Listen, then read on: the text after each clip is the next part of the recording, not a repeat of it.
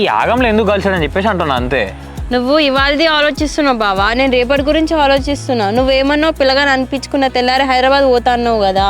నువ్వు పోయిన తర్వాత ఎప్పుడు వస్తావో ఏమో, మళ్ళీ ఎప్పుడు ఎట్లా మాట్లాడతామో ఏమో కదా. అవునా, తమరే కదా అన్నది హైదరాబాద్ వెళ్ళిపోండి, జాబ్ చేసుకున్నాకనే రండి అని చెప్పేసి. ఏదో మాట వరుసగా అన్నా తీ బావా. నువ్వు వెళ్ళిపోయినావు అనుకో చాలా మిస్ అవుతా. 1 వీక్ తర్వాత వెళ్ళిపో. అయ్యో వారం రోజులు ఎందుకే, మా అన్నది ఎంగేజ్మెంట్ అయ్యి పెళ్ళి వాళ్ళకు బుడ్డోలు పుట్టినాక వాళ్ళని ఎత్తుకున్నాక కానీ పోను, సరేనా? నిజమా బావా? సరే సరే అప్పుడే వెళ్ళు. మంచిదే. ఈసారి ఒక్కటే డిసైడ్ అయినా, ఈసారి ఎవరు ఆపాలనుకున్నా ఎవరు ఆగమన్నా నేను మాత్రం ఆగేదే లేదు. ఎట్టు చేసి ఇవాళ ఇంట్లో ఈవెంట్ అయిపోయినాక రేపు పొద్దున ఏమో హైదరాబాద్ బస్ ఎక్కేదే అంతే.